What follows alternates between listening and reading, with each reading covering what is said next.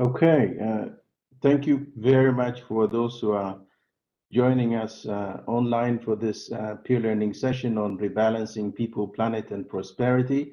This is specifically on SDG 4 on quality education. One of the things we're trying to achieve is looking at national, regional, global education for sustainable development policy actions and how these strategies can be scaled up so that cooperation can be strengthened in the context of preparing learners for the future. We know this is, we specifically zoomed in into SDG 4.7, which is not only focusing on education for sustainable development, there also are the components in the context of sustainable lifestyle, human rights, gender equality, the culture of peace, global citizenship, and also appreciation of cultural diversity. So our conversation today will be linked to all this. We have lined up a number of government representatives, regional groups, youth who will be speaking on these different issues. But let me start by thanking the Geneva Environment Network, who have been incredibly supportive in terms of putting the background on this. They have been doing this for years, and I think we should use them more in terms of organizing this kind of events. Having said that, let me start with the introductory remarks by the co-organizers. The event is co-organized by UNESCO, UNEP, and UNECE. And now I would like to give the floor to Ms. Viveka Jansen from UNESCO, who is the Director of the Division for Peace and Sustainable Development, to give us an opening remark. Over to you, Viveka. Thank you. Thank you so much, Mr. Chair, and ladies and gentlemen, a very good morning to all of you. I'm delighted to be here for this important discussion today. Humanity faces dramatic challenges, the escalating climate crisis, the rise of conflicts and violent ideologies, mass biodiversity loss, and a global pandemic that has affected more than 1.6 billion learners worldwide. So education must prepare learners to navigate uncertain futures and help us all create a more peaceful, just, and sustainable world. But to do this, education itself must be transformed. And UNESCO has called for a new social contract on education in its recent landmark report on the futures of education. This social contract calls for urgent rebalancing of our relationship with each other, with nature, and with technology. And to address this, it has called for pedagogies of collaboration, cooperation, and solidarity that treasure and sustain diversity and pluralism. Therefore, there is an urgent need for our education systems to move beyond literacy and numeracy and inculcate the values, knowledge, and skills that promote peace, sustainable development, human rights, and democracy in them, as it is spelled out in SDG 4.7. Education must be truly transformative. It must give learners the knowledge, skills, values, and abilities to transform ourselves and to find solutions to the challenges of today and tomorrow. We need collaboration, empathy,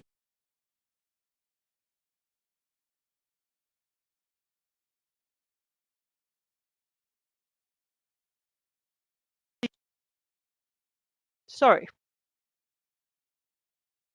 Do I need to start all over, or? No, go ahead, go ahead. I think we lost you for a second or so. Okay. So we need collaboration, we need empathy and capacity for complex problem solving, connection to other human beings and nature. And we are not yet there.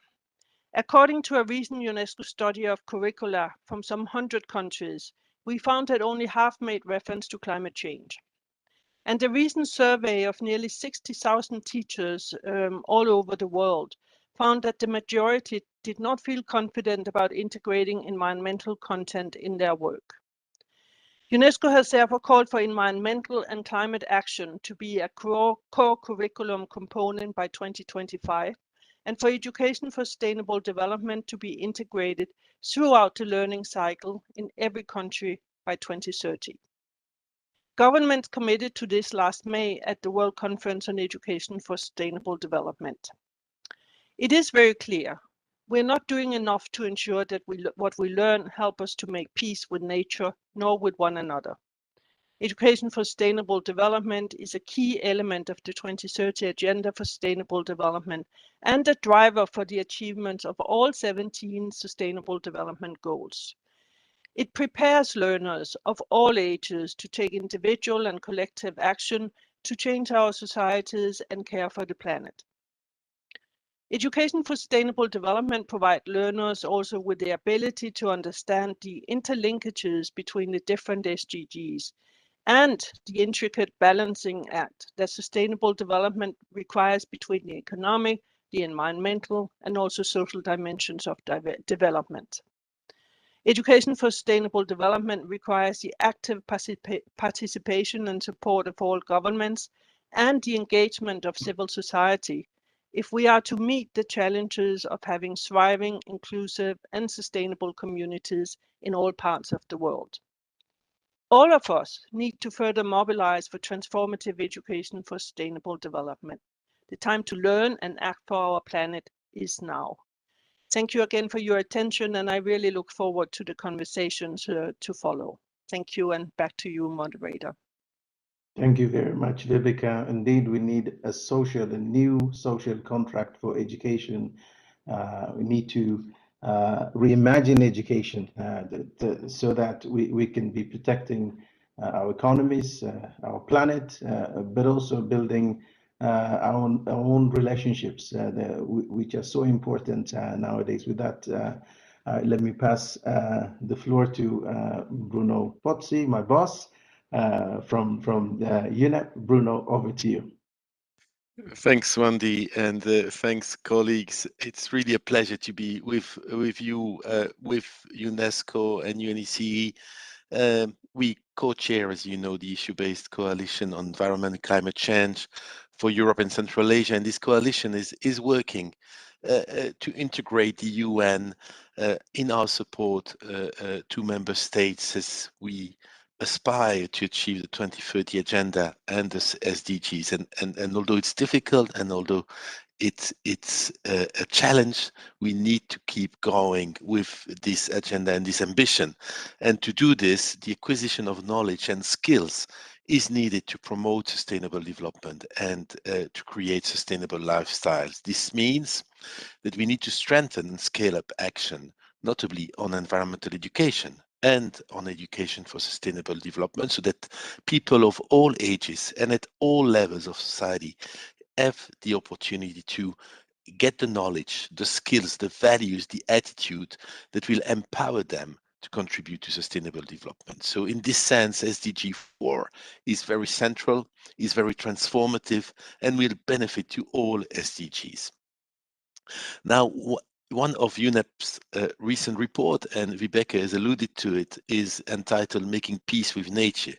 And this report highlights the need to tackle the climate, the biodiversity, and the pollution emergencies, the triple planetary crisis that we have self-inflicted on ourselves and that are closely interconnected.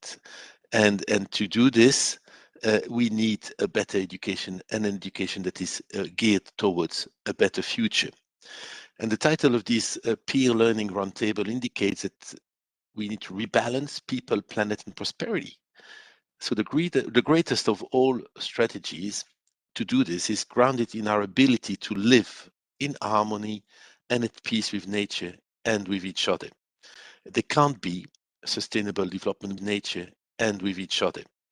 There can't be sustainable development without peace, and there cannot be prosperity without protecting the foundation of our existence, nature, that enhance our well-being and freely provides the essentials for our survival. So we strongly believe in UNEP that investing in education for sustainable development will help promote sustainable lifestyles, that it will help to embed in everyone the human right for a safe, clean, healthy and sustainable development, which was recently acknowledged in Geneva at the Human Rights Council, and that it will help education to promote a culture of peace and global citizenship for sustainable development. So let's double and in fact triple even our efforts to reimagine education, to transform it so that we teach so that what we teach and what people learn guides us towards a sustainable future. We can reimagine our futures together, and we need a new social contract for education systems for the world of today and tomorrow.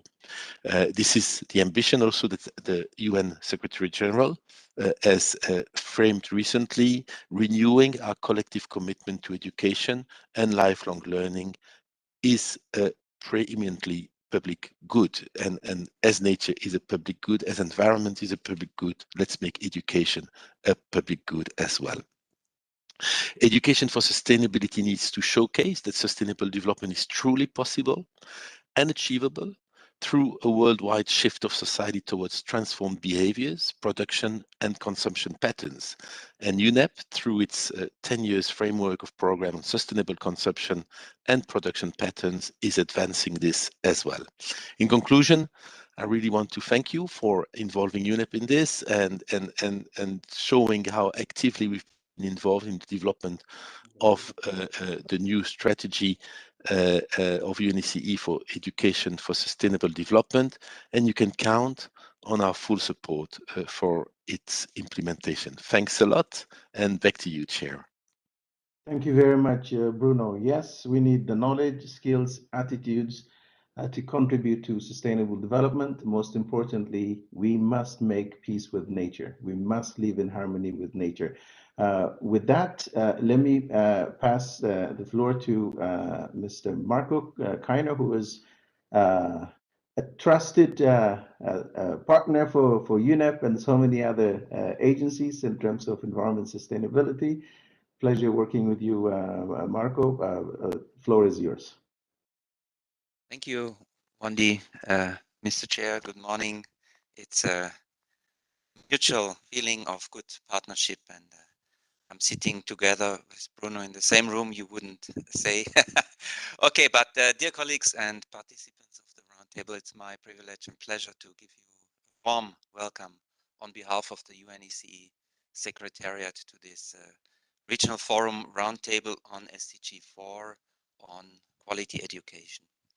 To be more precise, it's on its target 4.7, which is related to education for sustainable development. It is titled Rebalancing People, Planet and Prosperity, ESD as Key Enabler for the 17 SDGs and Agenda 2030.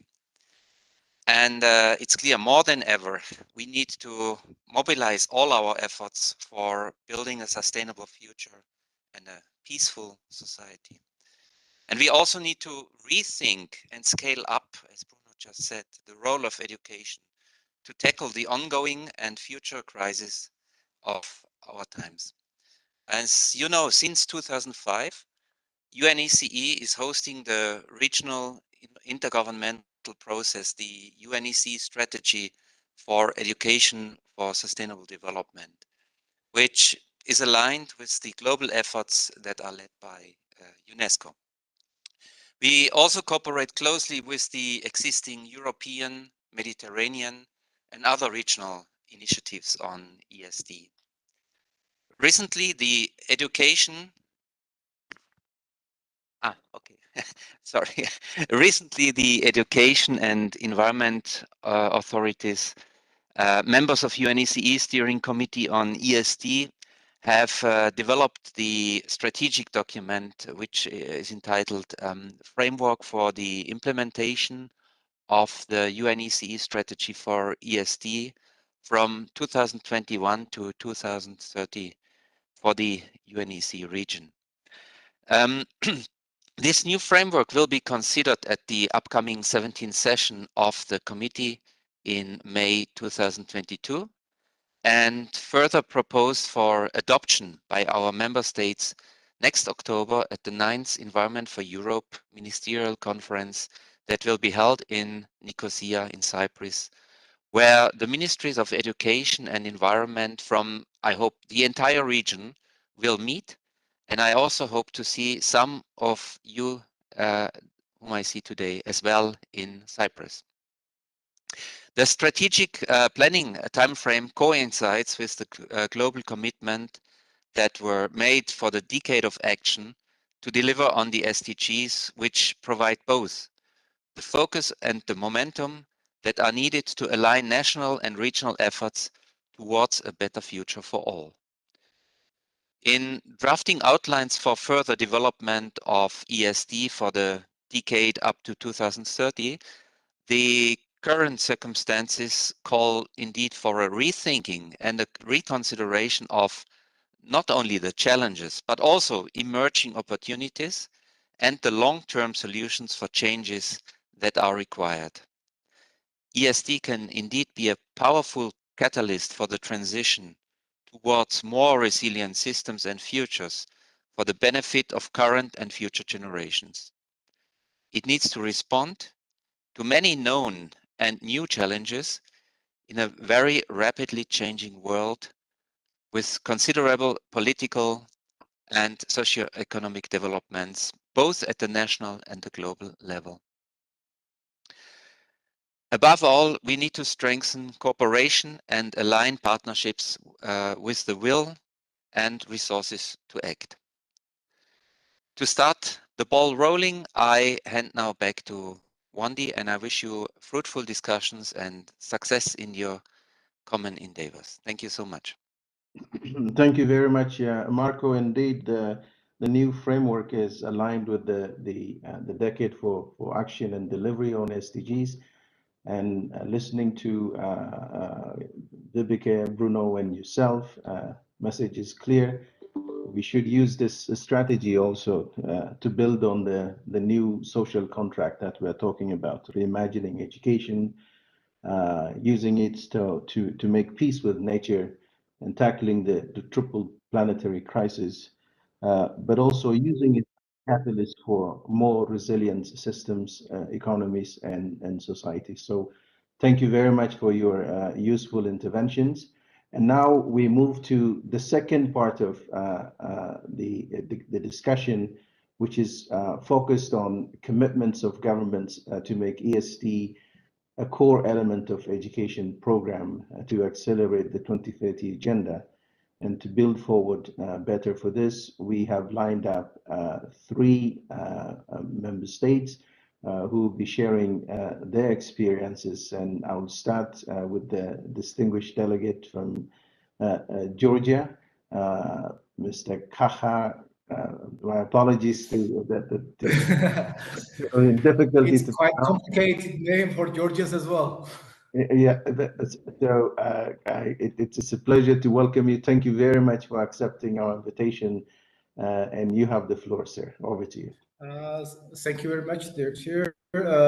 Dear colleagues, it's my pleasure to address the audience on such an important topic. All of us, I would agree with previous speakers that we are really living in a very challenging time, and the current ongoing war and Russian aggression in Ukraine is another proof that we should be very aware about the consequences of concrete actions. And it's very clear that we are obliged to preserve our environment and address the negative impact of human development as a key to preserve the proper balance on our planet. Healthy planet naturally provides us with possibilities to enjoy like basic fundamental human rights and guarantees sustainable economic development as well. Lack of awareness on these issues, on the issues of climate change or environmental protection, requires more collaborative steps from everybody, and I think it should be put on high on the political agenda as well. And sometimes when we are talking about this environmental priorities like environmental protection, we are sometimes sacrificing environmental protection over economic growth, which we should give some keep the proper balance on this matter. Given all this, we all agree that education and science is key actor and should play a decisive role tackling environmental changes. As a country, we of course are very, very aware and in line with the last Batumi declaration, ministerial declaration. I think it was called ministerial statement, but it's not the main point.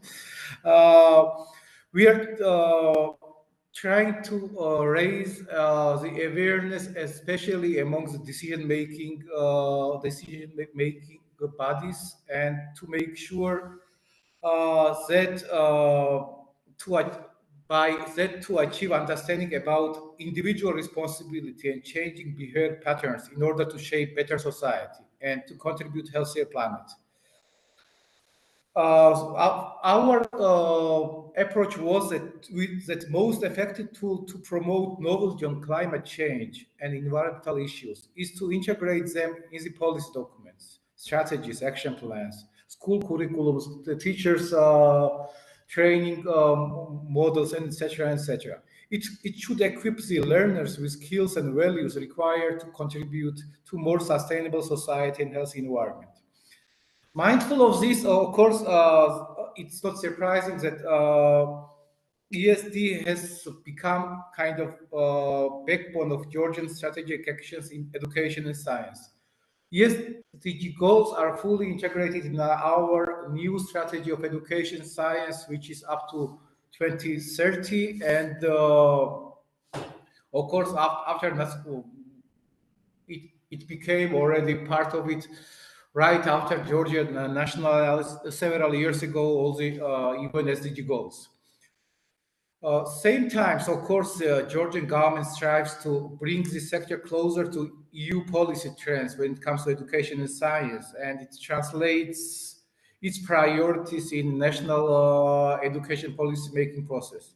And as you probably well aware, the green transition is one of the such priority policy orientation. The ministry is very much committed to take all necessary steps to strengthen sustainable competences of all learners, enhance quality of teaching by providing teacher training, and ESD is integral part of the competence-based national curriculum. See, I would, based on the extracurricular activities, so I have quite lots of information. The topic is very popular among learners and school administration, and which contributes to for the learners to live in more sustainable and not only based on the consumption oriented society, and which more or less contributes to the cleaner and greener future. Taking into account our advanced cooperation with EU and our cooperation with EU Horizon program, Horizon Erasmus programs, we are involved in different projects supporting the environmental issues. One of the important issues I would like to mention, it's EU supported strategic research and innovation agenda for the Black Sea, which I think very good example of the cooperation on this matter. We are doing a lot, but I think the more effort should be are necessary, and I think we need closer cooperation, more support, and because the environment is not a challenge individual countries can address individually. We need joint forces in order to rebalance people, planet, and prosperity, and create safe space for the entire generations to come. At last, I would like to thank you all of you and for this opportunity, and I'm ready to be actively involved in the discussions as well. Thank you.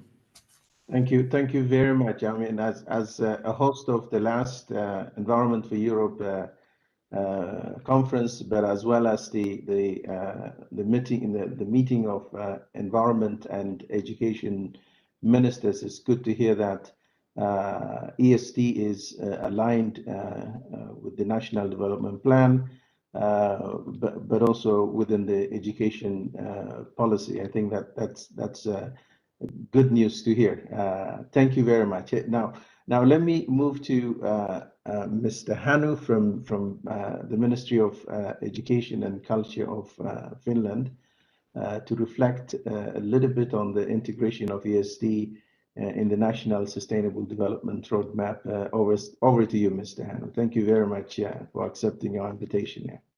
Thank you, Mr. Chair. And first, I want to thank UNEC, UNEP, and UNESCO for organizing this roundtable discussion ahead of the UN High-Level Political Forum in July and the Transforming Education Summit in September. This is very useful for those preparations also. The government of Finland and state administration accordingly have deeply committed to the promotion of sustainable development and ESD. First, I want to mention the national core curricula, as they are very important and crucial official national regulations issued by the Finnish National Agency for Education. Principles of ESD and sustainable development are well embedded in the national core curricula in a cross-cutting manner. The curricula are also regularly updated, which is important. Latest update took place last year as the general upper secondary curriculum was updated and an SD aspect was further enhanced, highlighting sustainable future and well-being. Second, I can mention that in 2020, the Ministry of Education and Culture published a sustainable development policy for its own administrative branch, covering education, science, art, sports, and youth work. This strategy and policy supports the governmental overall objectives for achieving Agenda 2030 goals. The preparation of the policy was preceded by an open consultation process, including many civil society actors. Third, the government of Finland published in 2021, last year, an education policy report setting out a vision for equitable and high-quality education and research for the coming 2 decades. The vision of the future encompasses a strong educational foundation from equality of learners, organizing education and research in a socially, economically, and ecologically sustainable manner, the internationalization of education and research, and to achieve all this, the report proposes many measures in the field of education. Fourth, and as the most recent thing, the Finnish National Commission on Sustainable Development, which is an influential forum gathering the significant societal actors together and chaired by the Prime Minister, approved in February, a couple of months ago, a new National Agenda 2030 roadmap. It is a plan how Finland will continue to work and to boost up its effort for achieving the goals of the Agenda 2030.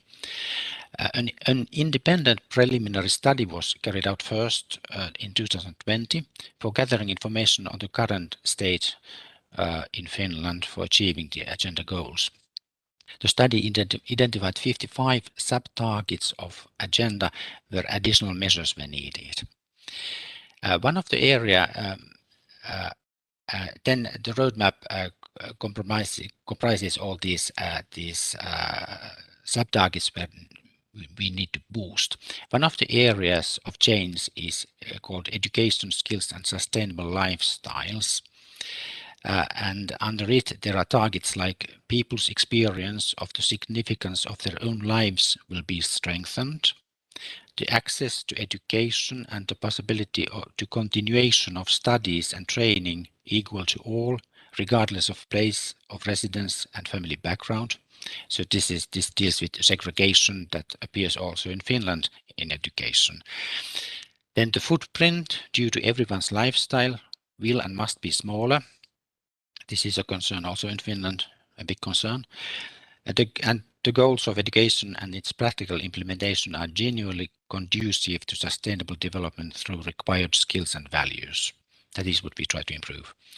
And the roadmap also underlines very strongly a new strengthened insight to the eco-social sustainability and education, ESSE. This is of course a wider view than just enhancing environmental education. The idea of the eco-social sustainability and education is of course based on the premise that all humanity will operate and make its decisions within the limits set by the sustainability of ecosystems. And even though we have very strong curricula, as I mentioned in the beginning, this aspect of strengthened view in the eco-social sustainability in education is something that we are now discussing and thinking how to promote it better. It is very important. Furthermore, the roadmap underlines that education and required increasing skills must be understood broadly, so that there is also other fields of life like culture, sports and youth activities taken together to discuss about education and what we need to do within education. One interesting thing is also that the roadmap underlines the need for creating positive narratives and sustaining hope these days. That is what we need. We must believe in the future. The Finnish National Commission on Sustainable Development will follow and monitor the implementation of the strategy. Fifth, we have just published, was it in the beginning of this week, within State's digital learning platform, a virtual training course for civil servants on what everyone should know about sustainable development. The course is not yet compulsory, but it is strongly recommended for everyone in all ministries and to all civil servants of the state. Finally, I want to conclude by mentioning that the higher education institutions are highly committed to promote SD and ESD in Finland. In 2020, the Cooperation Organization of Finnish Universities published 12 theses on sustainable development and their responsibility for the coming years. It was very, very grand outcome from their part. And at the same time, the Rectors' Conference of Finnish Universities of Applied Sciences approved a joint program for the sustainable development and responsibility based on the Agenda 30. As the higher education institutions are autonomous in Finland, it is therefore highly important and fantastic that they are also very strongly now committed in a clear and determined way to promote SD through their own research and education activities. Thank you. I tried to be brief and I hope I was. Thank you very much. That was very useful. It's great to know that ESD is embedded into the national curricula.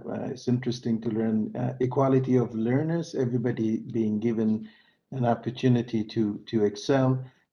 Positive narratives desperately needed. Everywhere we turn, we hear bad news, whether we're talking about biodiversity, climate, or pollution, but we can have a positive narrative in terms of focusing on solutions. So thank you very much.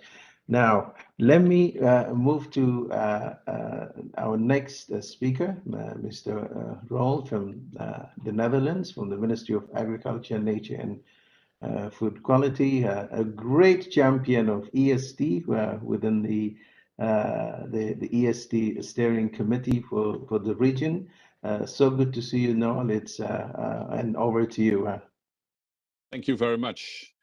I prepared a PowerPoint, perhaps that can be on the screen. It's so good to have all the UN family and also European Union collected here in this meeting. And very, very good that I have the chance to have a few words Can my PowerPoint be full screen? Okay, but I will start anyway.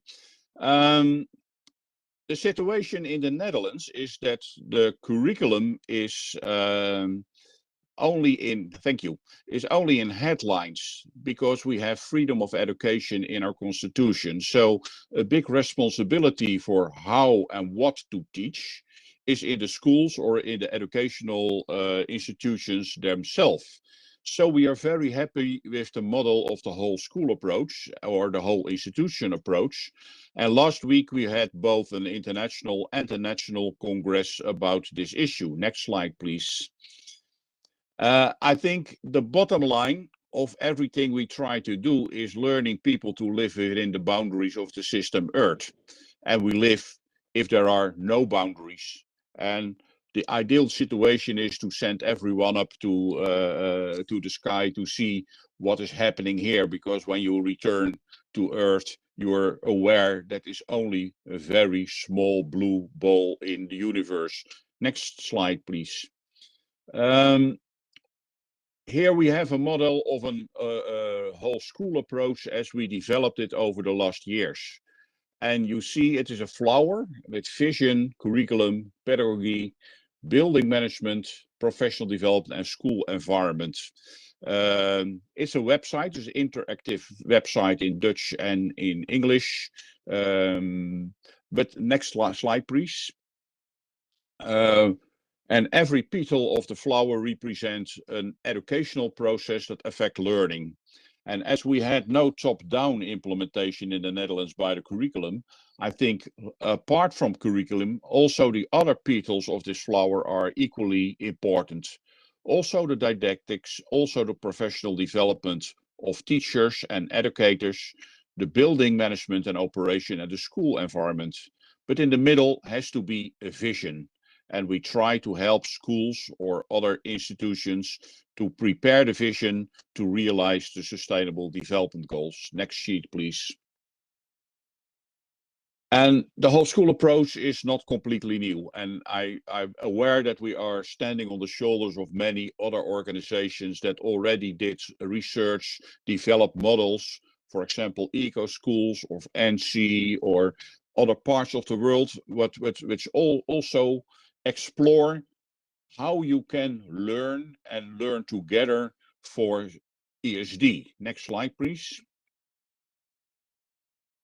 And here's some older picture, the school development through the whole school approaches to sustainability education. I think that is almost 50 years old. Next slide, please. So the essential elements of the whole school approach are these 6 questions. Why and to what end do we learn? What is your vision? What do we teach? And that's in curricula, but in the Netherlands only on headlines. How do we learn? Who do we learn from? Is it the teacher only, or is it also guest lectures, excursions, or the media, or what is the actor that is most important in the learning process? And where do we learn? We learn in the school or in the educational institutions, but we learn also at home and in other situations.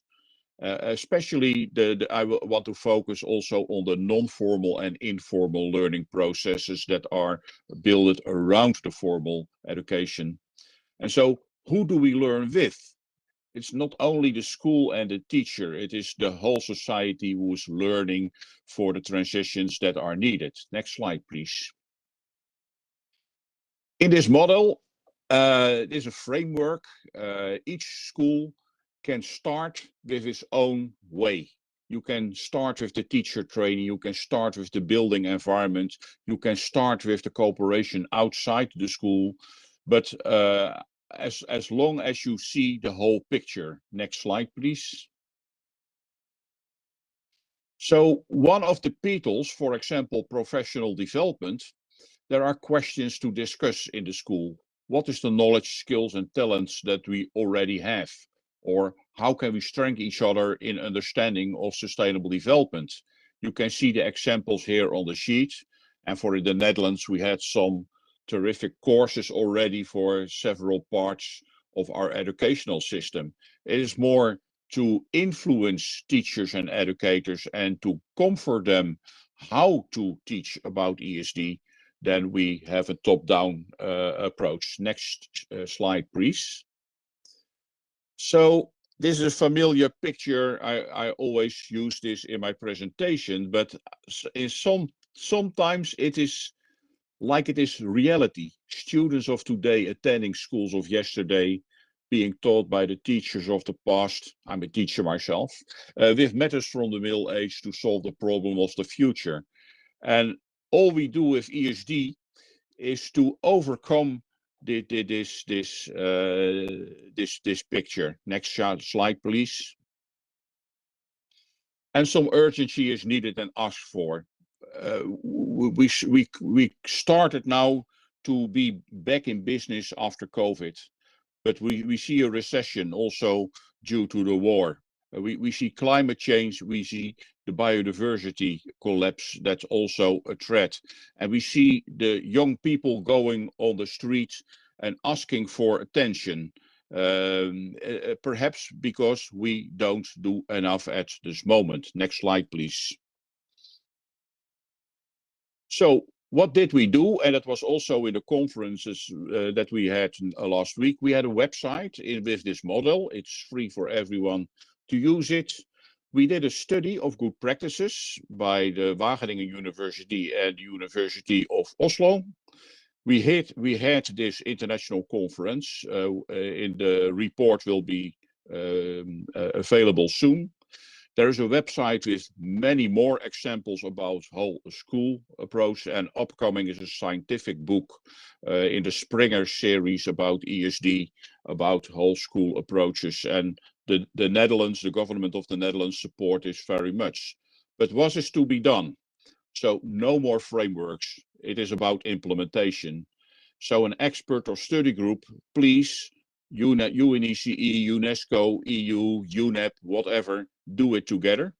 What we need are toolboxes for implementation. We need training modules for each part of the educational system and indicators to monitor success. Next slide, please. So I want to finish with this quote: "You're never too young to lead and never too old to learn." Next slide, please. So thank you for your attention, and I hope this will inspire you to embrace the whole school approach, because it is mentioned in all strategies about ESD that we have at the moment. A very important tool, but we have to make it live in reality. So thank you very much. Thank you so much, Roel, and that very, very interesting and fascinating presentation. The why, the what, the how, the where, the who of learning, and message is we do have the tools, we do have enough frameworks, we need to implement them, and I think that is a message that can echo on a number of levels. Thank you very much. And now we move to the second layer of we have chewed into our time a little bit, but we move into the second layer of our conversation. This is about engaging youth and ESD and building a sustainable future for all. For this particular one, let me start with Vlad. I know you are online. Vlad is the UN Secretary General's youth advisor on climate change.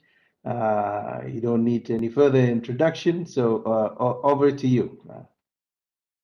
Thank you very much. It is a great pleasure to be able to address this roundtable, particularly since the point of education, the topic of education has become an issue of great importance, not only within the context of SDG 4, but of course within the context of climate negotiations.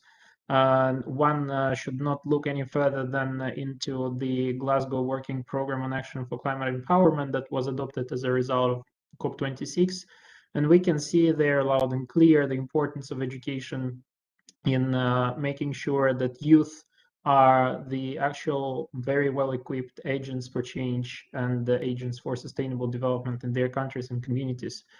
In my intervention, in terms of systems and tools that should be in place to facilitate meaningful youth engagement in the ESD and delivering the ESD, I would like to focus on three key pillars.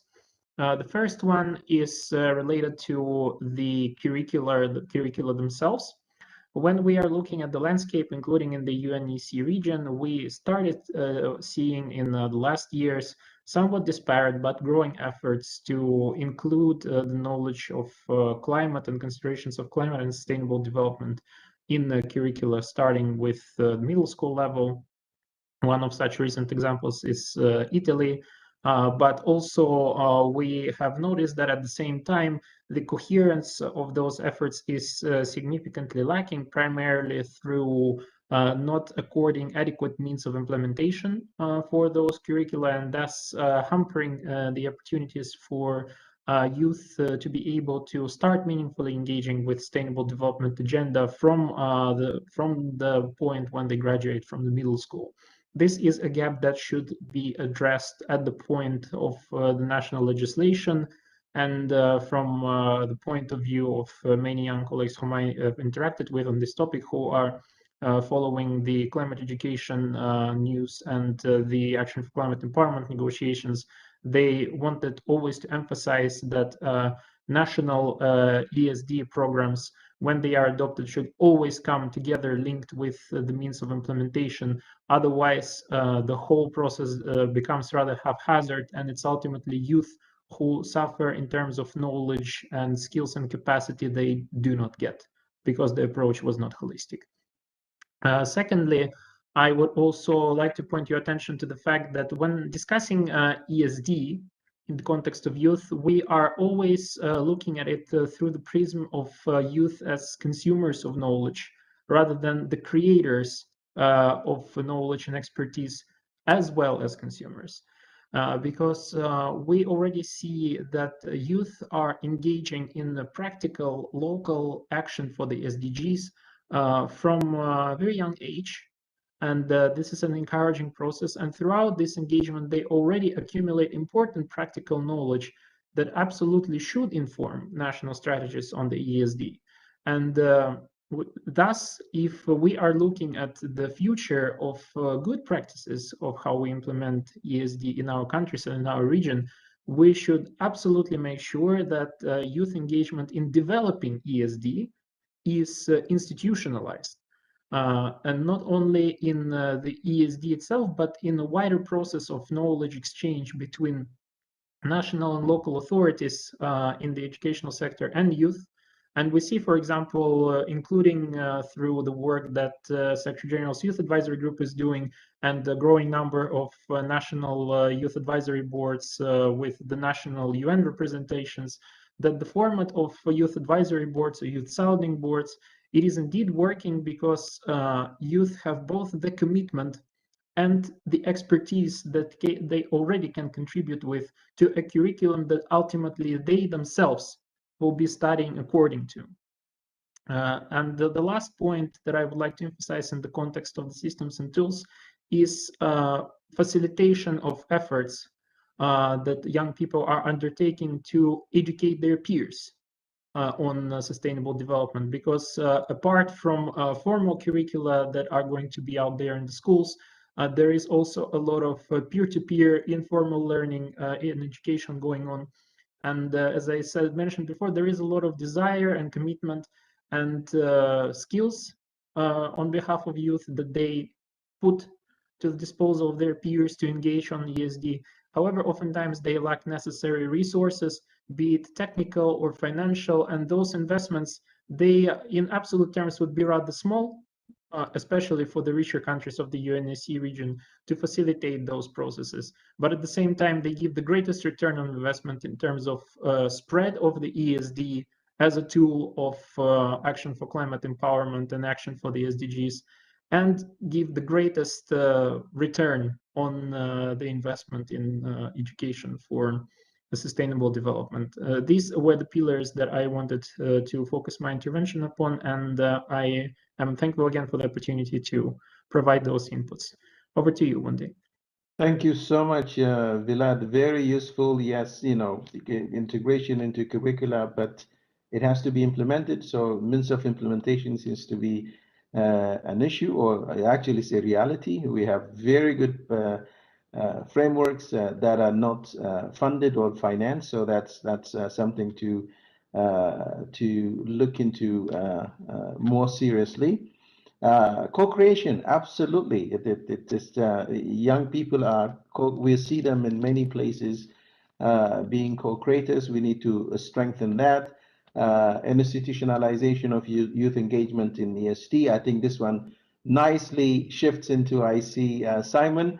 One of the things the UNEC has done is also setting up this youth ESD network, and I think it is important that we institutionalize this kind of arrangements, and the relevance of peer-to-peer learning, so fundamental. But for that to happen, the technical financial support is also again needed. It comes down to where is the means of implementation to advance ESD. With that, let me pass it over to Simon. Good to see you. Over to you, Simon. Thank you very much, Wendy. I hope you can hear me well. Thank you also for giving me the opportunity to speak. I would like to build on what has already been said and I hope not to be too repetitive either. When the world was confronted with COVID-19, people, including decision makers, kept insisting that we had reached a tipping point. The destruction of the ecosystem leading to the appearance of new diseases, which were having disruptive consequences on our society, was obviously also having devastating effects and leading to a loss of progress years in the making. Something needed to be done. We would build back better. In the meantime, I'm 2 years less young, also a bit less young than on the photo, and see little difference. We are emitting more CO2 than ever before, deforestation continues, and our entire system continues to be based on extractivism. This means that since the start of the pandemic, 1/10 of a generation, as we already 2 years into it, have not yet seen actual change. But then how can we actually aim at adapting these rigid systems? ESD is a fantastic tool to address global challenges as it empowers learners of all ages, as has already been repeated several times, with knowledge, skills, values, and attitudes to address interconnected global challenges. These include climate change, environmental degradation, loss of biodiversity, but also aspects such as poverty and inequality. It goes beyond formal education channels such as schools and universities and enables peoples of all ages to acquire new knowledge and skills to address existing and future problems. It promotes lifelong learning and moves away from the traditional learn, take an exam, be done with it approach. And this is important as ESD is a key driver to facilitate cooperation and learning. It should, although this is not always the case, focus on the final beneficiaries, learners, young people, all people. The educational system, still in principle the same as at least 50 years ago, has not advanced with it, as Rul previously mentioned in this presentation. Society has responded to counter this lack of adaptability with peer-to-peer learning, which has gained greater importance, digital courses which are widely available, and people of all ages, including youth, such as Vlad mentioned, who supplement their formal education with additional learning tools. And this is important as ESD, as a holistic process within formal and informal channels, should be aimed at and shaped by its final beneficiaries, often young people, but not only. And we need to adapt our educational system for modern society and not stick to what we are used to because it is easy. ESD and lifelong learning have enabled us to create a parallel learning platform, one created by, with, and for, amongst others, young people who have organized themselves to respond to challenges worldwide. Learning should prepare students and individuals of all ages to find solutions for the challenges of today and for the future. Education should be transformative and allow us to make informed decisions and take individual and collective action to change our societies and care for the planet. And ESD, as a key driver, should strengthen this. But a space must be given to young people to do so too. The multitude of organizations and networks, both formal and informal, the same with the strategies, addressing an innumerable amount of topics, are a testament to the shortcomings of our educational, political, and decision-making systems. Focusing on sustainable development in education, as in the name of ESD, tackles two aspects which must not be forgotten. We must focus on sustainable solutions in the long run, while continue to develop society by addressing such things as poverty, hunger, climate change, and other problems. The world has been in crisis for at least 200 years. Between wars, pollution, pandemic, and many other problems, we always come back to the same problems. We act as if all these issues were unforeseen, as if we hadn't planned for them. Perhaps it is also time to embrace the strength of adaptation through, for example, ESD, to finally move towards responsible, informed, active citizenship, and to give all of us, young and not so young, the possibility to complement the shortcomings of educational systems through equal and meaningful participation. And I would like to finish by challenging decision makers around the table.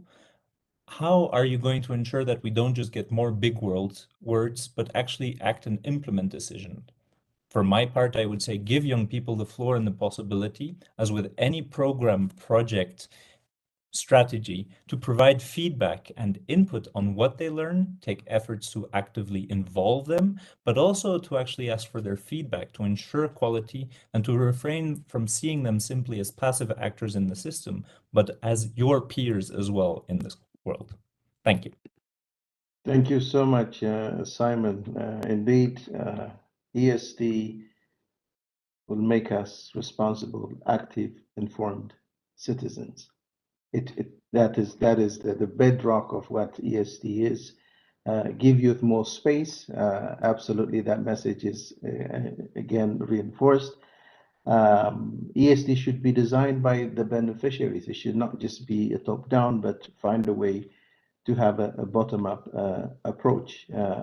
Sustainable solutions. I know in UNEP we talk about the triple planetary crisis, but also we have a triple socio-economic crisis of inequality, hunger, and poverty that ESD can also address. With that, we can move to our next speaker, Jan. Over to you. Yes, thank you very much for a kind invitation. So if I may ask you for my presentation. Great, yeah. So thank you once again. So I had a pleasure to be a co-chair of the 11th World Environmental Education Congress organized in Prague, and I am happy to share a few insights from this event with you. So next, please. Okay, our congress was focused, its main theme was building bridges, and it was because I really strongly believe that this is something what our field really needs to build bridges, because, you know, so we are diverse folks. There are many different approaches that are in some way connected with ESD and ESE and EE. So you can see that even we have many different names for what we do actually. And sometimes we tend to play on our sandbox and do not understand and do not communicate with people who are doing something similar but not completely the same. And there are many other gaps actually in our fields that may be a barrier for more effective work. It's quite often is discussed a gap between the theory and the practice, and not speaking about well, gap between the policy and the theory and the practice. There are also other geographical barriers, of course, and also another barrier is intergenerational one, a barrier between us adults who try to educate in some way, and between students who are so strongly important part of the process. So the idea of the Congress was to find a way for building bridges to connect each of us together, to find a common ground. Another new one, please. Slide. Next one. And here I would like to share one, I would say, quite emotional moment with you. And there was a moment when representatives of the Youth Congress that was going in parallel with the Adult Congress came to us and share their message with us, their message about how they feel about environmental issues, how they feel about climate change, and how they feel also about education, their experience. As I said, it was quite a touching moment because, you know, so I really had a mixture of feelings. One of them was definitely that I felt the happiness that the future world will be in good hands, because students were very much enthusiastic about doing something for preventing the climate change. They were very much aware of the problem and very much worried about this. But on the other hand, they also expressed their frustration that we do not listen to them properly, that we do not listen to their ideas, and that their voice is not heard enough. And also concerned that they simply didn't know what to do with this, how they can take part to remedy the situation. So I was here a strong part, touching moment with a very mixed bag of feelings. So next one, please. Okay, and because I'm a research guy, so I also want to support what I want to say a little bit from one of our research we did in my country, but I believe that actually the findings are very much similar to findings from other countries, what I had an opportunity to read. So as you can see on the left side, so students, even quite young students, 13, 14 years old, definitely do not question that there is something like climate change and that the climate change is a real problem and that they are worried about the climate change. And it's something what definitely needs to be solved. And it very much actually resonated with the message we received at the World Environmental Education Congress from the youth. And perhaps this message could be transformed like, so it's really time to change education. Because a long time we suppose that students need to be informed about the problems and so to know about this, but this is not the time now because students do not need to be informed. They already know about the situation and they are worried about the situation. They do not need to be persuaded that there is time for doing something important.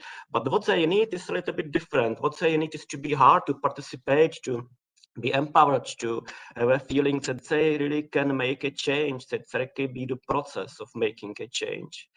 And it very much calls for a deep changes in our educational systems and practice. Definitely, it very much calls for shaping the education, whatever we will call it, to be action-based, to provide opportunities for changes of something in the real world. For education, there is participative, definitely, when the students are partners, not only receivers of information.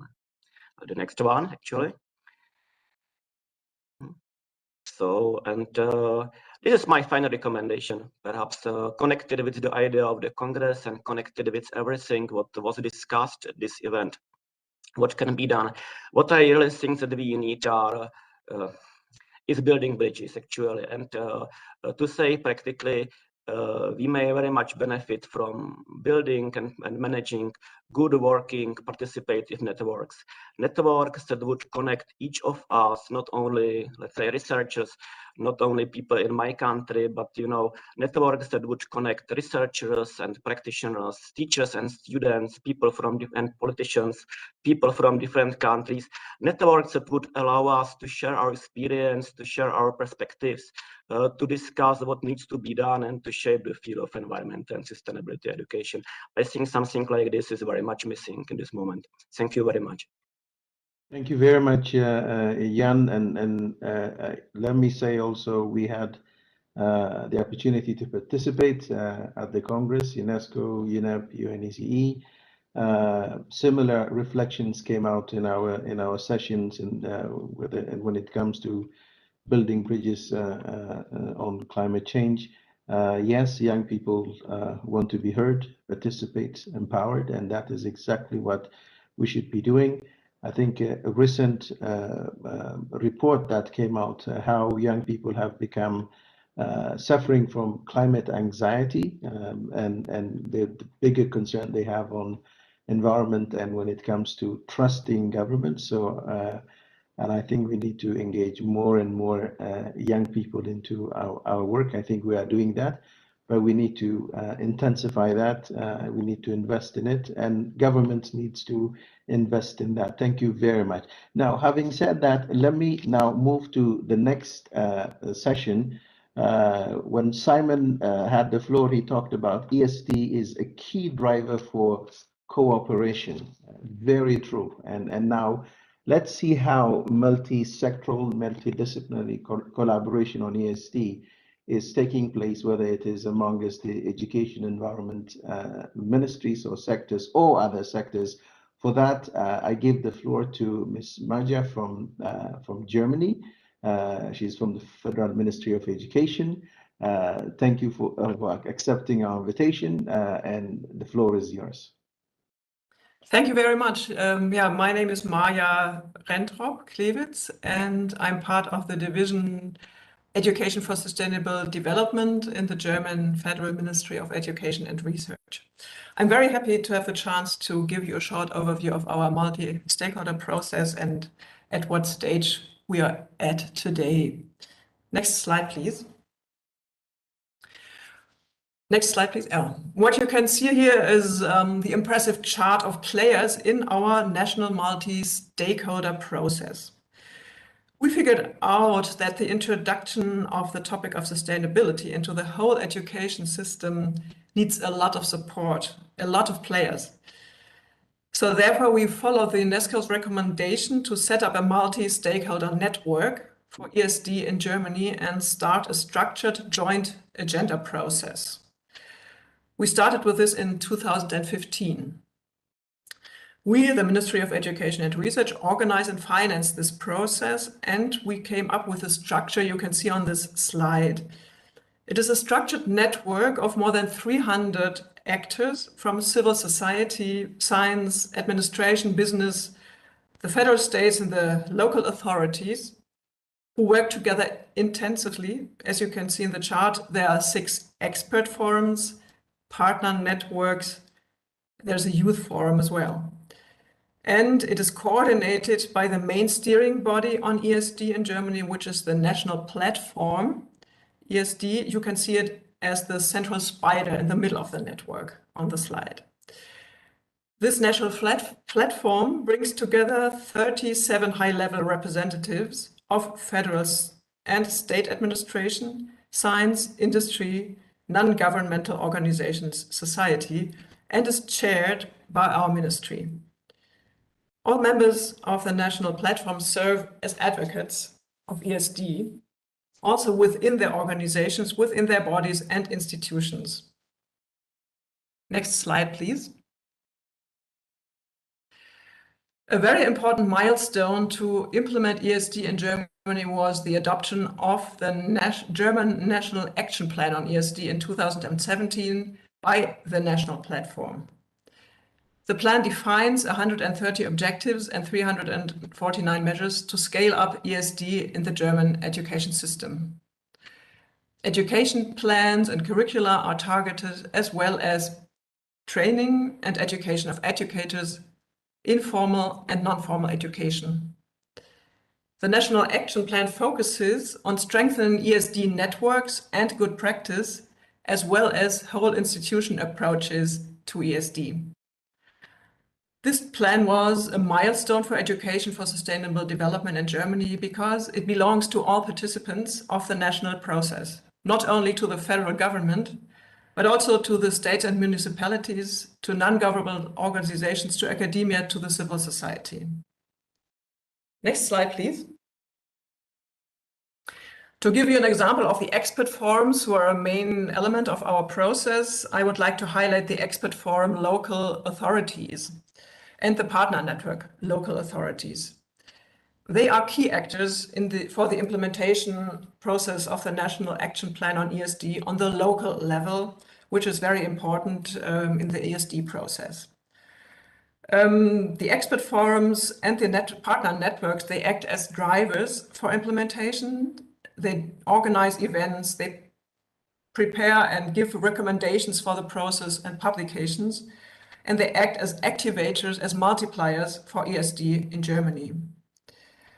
There are 5 other expert forums, for example, for early childcare, school and for schools, for higher education, vocational training, and non and informal learning. And all these expert forums and partner networks cooperate closely with the youth forum. Next slide, please. The youth forum plays a very important role in our network system.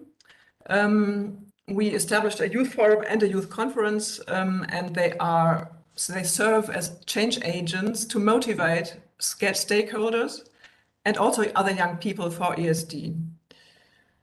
They are represented in the national platform and in all the expert forums. They have their own budget to implement ESD, to create their own workshops, to organize ESD conferences for young people, and they really act as drivers of the process. We really appreciate them as really partners in the whole process. They're really peers, and we profit greatly from them. Next slide, please.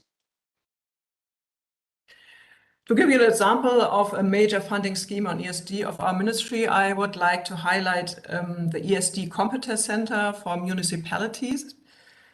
The municipalities play a very important role for sustainable development in the ESD process, which is also highlighted in the roadmap 2030. And therefore, we launched this Competence Center, which accompanies 48 model local authorities nationwide in the development and implementation of ESD at the local level.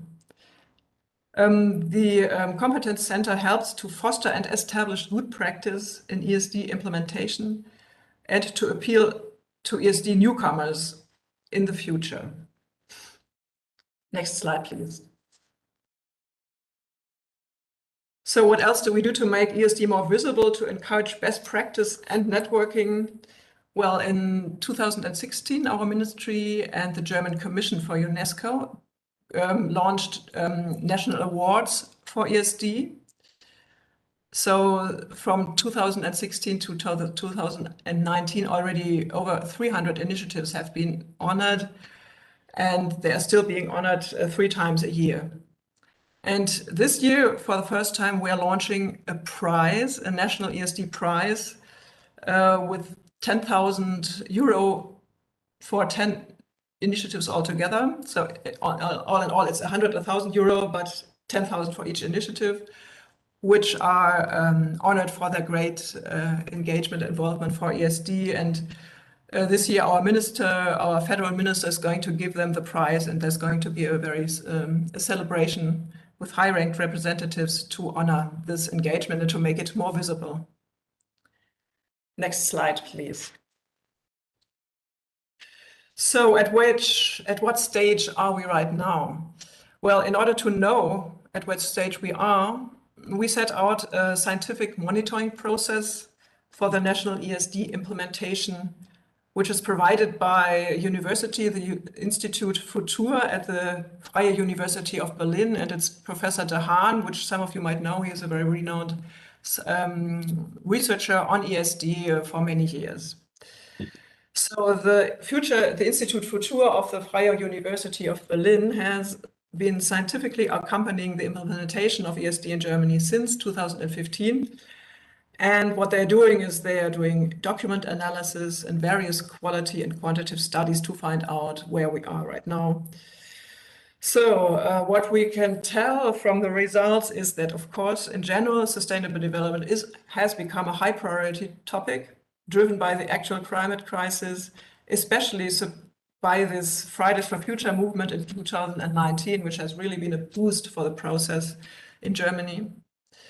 And well, the problem we have to a certain extent that the federal states is not responsible for the implementation process. It's divided into 16 states who are responsible for education. So we see that the implementation process varies from state to state.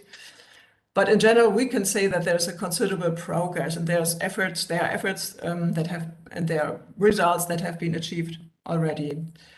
In order to support the federal states to implement ESD, the Federal Ministry of Development and International Collaboration supports ESD and coordinators in each state, so kind of to push the implementation process.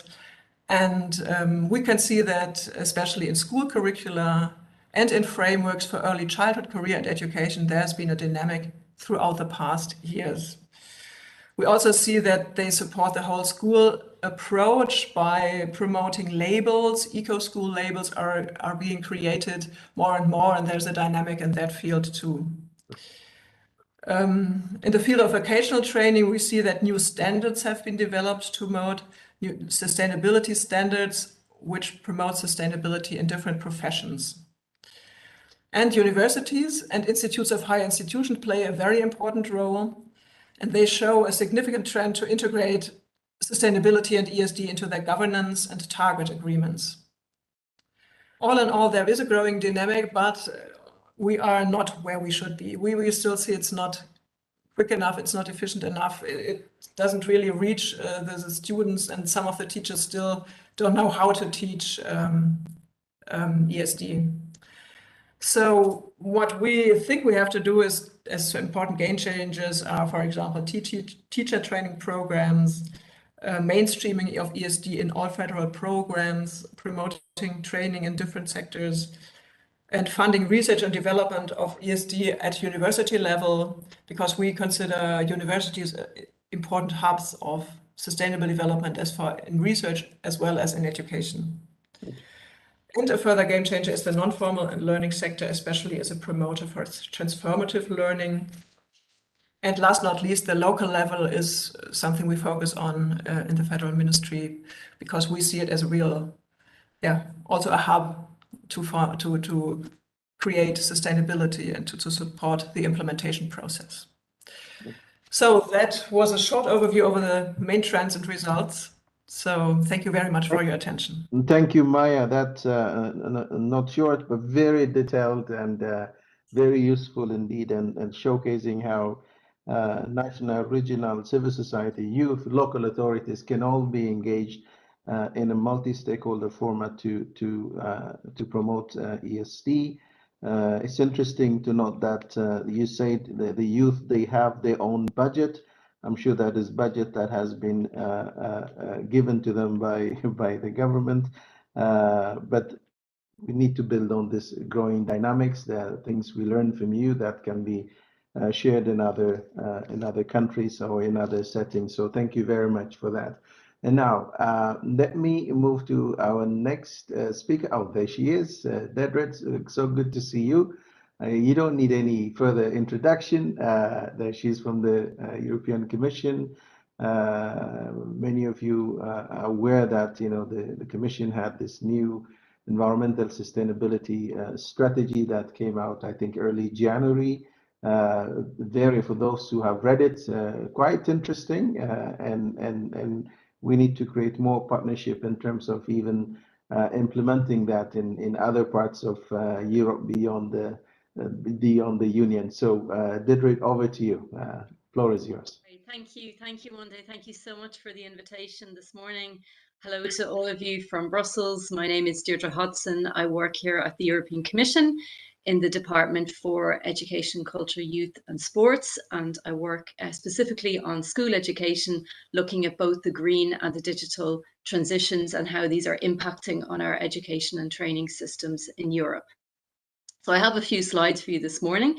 I'm going to talk you through some of the work that we're doing around learning for the green transition. So next slide, please. I think you'll all be familiar with the EU's overarching strategy, which is the European Green Deal. This is a very ambitious program for the European Union to become climate neutral by 2050. I just wanted to say this is really about affecting all of the departments in the Commission. The Green Deal is not just one policy strategy. In fact, every department of the Commission is looking at how it can support the goals of the Green Deal, and education and training is no exception to that. As a sector, we also need to look at how we're supporting the move to a greener and more sustainable Europe and world. So next slide, please. So when it comes to education, of course, EU member states are responsible for designing and running their education systems, designed in many, many different ways. But what we have at European level is a lot of cooperation. So we have policy cooperation under a framework called the European Education Area. And within that, we have a number of focus areas. You'll see number 3 there circled, which is looking at both the green and the digital transitions. So just to say, this is a priority area in terms of our cooperation at European level on education and training policies. So next slide, please. So one day mentioned we have a new proposal on learning for environmental sustainability, which was adopted by us at the European Commission on the 14th of January. It's now with our member states for discussion, negotiation, with the aim of adoption in June by all EU education ministers. I will talk you through in the next few minutes what's in this proposal. So next slide, please. So just to say that the proposal itself is accompanied by a longer document, the proposal being around 15, 16 pages, the political document, and this is accompanied by a handbook called the staff working document. I'll be sharing links to this, to these documents in a moment. So we have a document which is around 100 pages where we map out a lot of evidence that we gathered to prepare the Council recommendation as well. We ran a large-scale public survey. We did a number of reports. So just to say, there's two documents, the actual proposal, and then there's the staff working document. So next, please. So just to look back on the backstory of why the proposal, as many of our speakers have said this morning, obviously people generally very concerned about environmental degradation, biodiversity loss, climate change. Our young people extremely concerned and engaged on these issues as well, and a feeling that currently education and training needs to do much more to prepare them to tackle these issues and to promote sustainability and move to a greener, more sustainable world. The public survey we ran showed that education and training has a key role to play in helping people understand and take action for sustainability as well. Next, please. So in terms of the goals of our new policy initiative, of course, we want to support policy making at the level of our member states and also the partner countries that we work with at the European Union. We wish to step up cooperation on these issues at EU level. This morning, many of our speakers talked about building bridges, networking. That's also where we play a role. We help connect ideas, provide inspiration, and of course, we can provide funding through our Erasmus program, our Horizon program, and we can encourage member state investment on these issues as well. So next, please.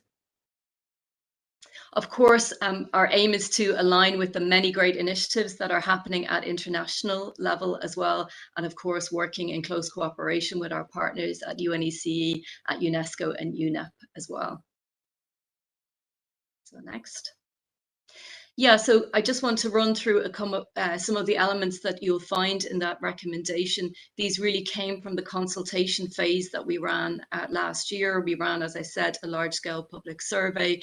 We ran many different workshops as well, where we listened to stakeholders, youth representatives, government representatives, researchers, practitioners, teachers, to hear from them what was working well and less well when it comes to learning for environmental sustainability. So a key point in there is the need to start early. We need to also work with our youngest children and learners in our creches, in our preschools as well. It's very important to build that connection with nature from an early age. And this is really a lifelong challenge as well. So it's working across all phases and stages of education and learning. And we know that, as our speaker said earlier, that learning can take place in many different forms and in many different settings as well, in formal, non-formal and informal learning settings as well. We need to build those supportive learning environments.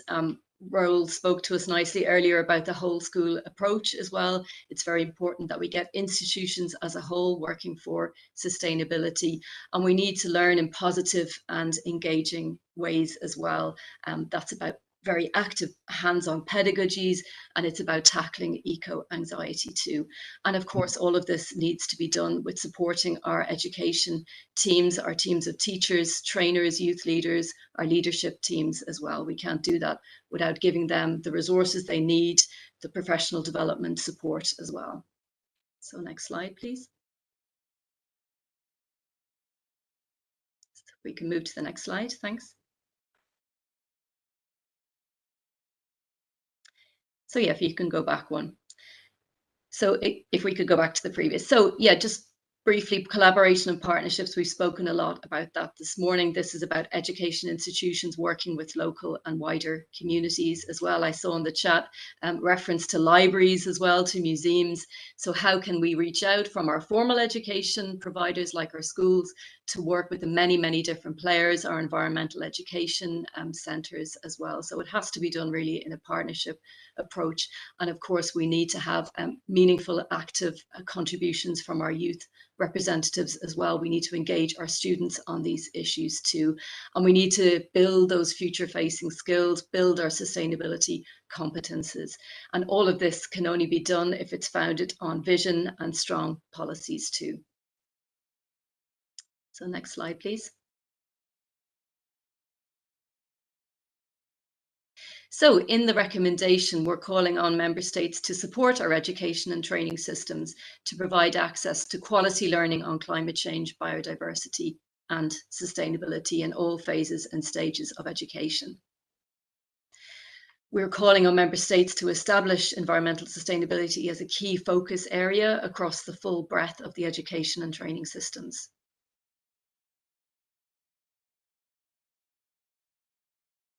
So next, please. This is about providing learning opportunities in those many different settings that we've spoken about this morning. And mobilising funding, we've talked as well about the key role of investment and funding in this. It's about funding for green infrastructure in terms of where we learn, buildings and other settings of schools, universities, college, non-formal education providers as well. It's about mobilising funding for professional development tools and resources. And of course, all of these policies and programmes need to be monitored, researched and evaluated, as Maya also presented in her presentation earlier. So in the recommendation, we have a series of recommendations at the level of the systems for learners, for education and training staff, and also for our institutions. So next, please.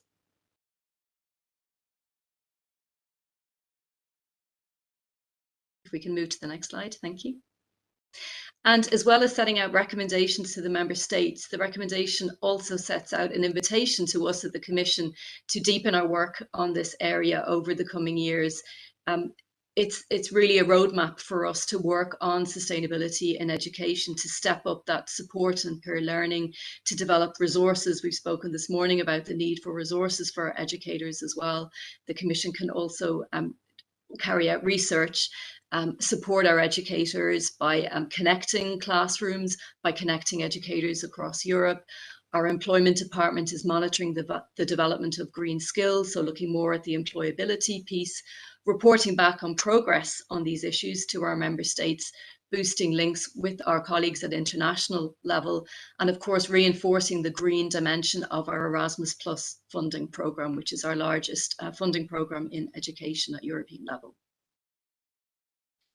So very briefly, just to mention that we also released in January a European Sustainability Competence Framework, where we map out what we mean by sustainability competence that are needed from early years education right up to adult learners as well. And to briefly mention our new EU working group on learning for sustainability. Many of the members are here this morning. We'll hear from Arabella. We've heard from Maya, Raoul, Monica as well in a moment. So this is a new EU level working group where we bring together people working on ESD, working on environmental education, sustainability in ministries, and also stakeholder organisations. And our colleagues from UNESCO are also involved in this group. And we were delighted to also take part in the World Environmental Education Congress. Jan has just spoken to us on some of the learnings that we had that week. And I'm just giving you some link there, and I'll put the link in the chat as well to some of our reports that we carried out to prepare the proposal, and also some of the early reports coming out from our working group as well. We have a new paper there on whole school approaches to learning for sustainability that might be of interest to you. So that's it. I will also share the link in the chat. I'd like to thank you for this opportunity to share the work that we're doing at European level to drive this agenda forward and to also build bridges and connect. And thank you, Wendy, very much for the invitation here this morning. No, thank you, Deidre. Thank you very much for joining us, and very powerful message. Learning for environment sustainability means, starts early. It's a lifelong process. It needs to have a supportive learning environment.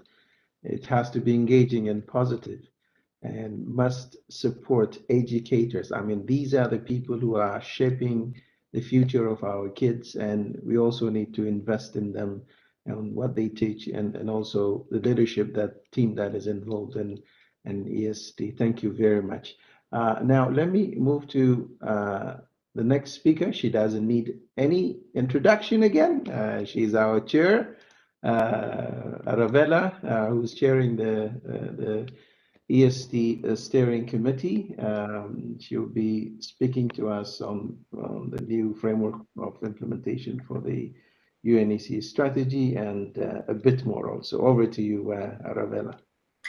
Thank you, Wendy. Good morning, colleagues. It's great meeting you and seeing you again, even online. Hope that our next meeting will be physically. Wendy, we are, I suppose, 20 minutes behind the time. Yeah. So as one of the organizers of the this online side event, I would choose not to follow the presentation, since we have to give the floor to the rest of the people. What I want, I would kindly ask you, if it's possible, and to go to the third slide, which is presenting the UNEC implementation framework, just to explain to the people that are not familiar with this framework, that is the new policy document that aims to set the new roadmap for ESD strategy in the UNEC region for the period 2021-2030. The main idea behind this UNEC implementation framework is to respond to specific needs which are related with educational institutions, partners, youth aspirations, quality standards, culture of collaboration, digital learning, and of course, to see in a horizontal way critical issues related with gender equality, vulnerable groups, and all these issues that we must see them in a more concrete and holistic way. What is the difference in this new policy framework regarding the previous implementation framework on ESD in the UNEC region? Next slide, please. We worked in order, an expert group, ad hoc group, the previous slide, which is saying the characteristics, Wendy. Okay, I think it's the previous one. Yeah, this framework is concrete, specific, coherent, flexible, long-term. It covers the period 2021 until 2030. It has a complete it's a complete framework that relates in a very coherent way the strategic orientations, the learning outcomes with the key strands and the work plan activities, as well as the recommendations to the countries. Also reflects to the SDGs and trying to reveal the emergencies that we have to go in depth. This UNEC new framework focus on 4 strands. These 4 strands, if you see, go to the 4 strand. In the 4 strands, next slide. Next slide. Okay, these 4 strands relates and are aligned with other regional mechanisms or roadmaps, and has to do with the quality in education, the whole institution and whole school approach, with the innovation and entrepreneurship, and of course digital education and DSD.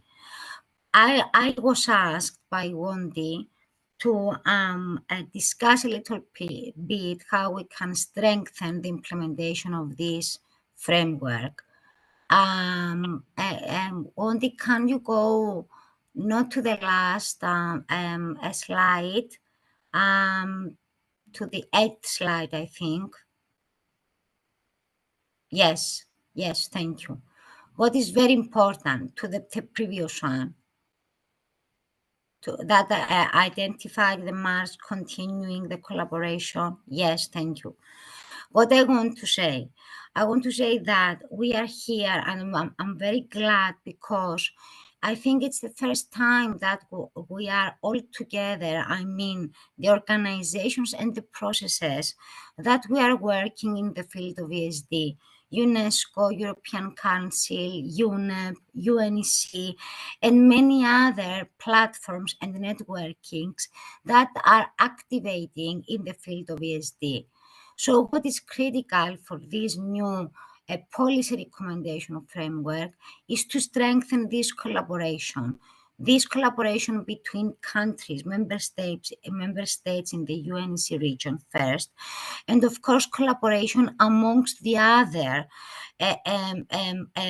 mechanism and with the rest of the international policies and processes that are accelerating actions on ESD.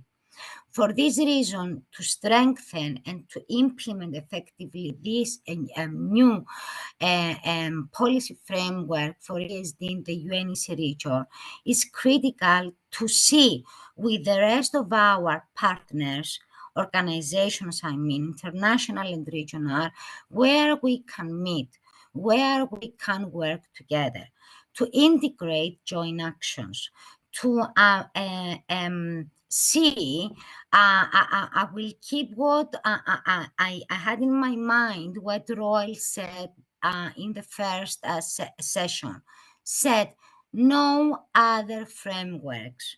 We need to move to the practical implementation, and we need to do it together. If we want to integrate not only the UNEC policy framework, we have to understand that we must translate this into praxis. So it's very critical to work together and see how we can give the tools, how we can organize this framework in a practical way in order to be feasible and flexible to implement it, and of course to fit to the needs and challenges in the national context of each country. Also, it's very critical to accelerate and mobilize these funds that can support the UNEC ESD Steering Committee to work more effectively to the work plan activities that are planned and designed. And we have many good examples that we can follow and we can work on. Also, the member states as such, to see what are their needs, to see what support they need. And of course, from the other hand, there are many other countries that can initiate activities.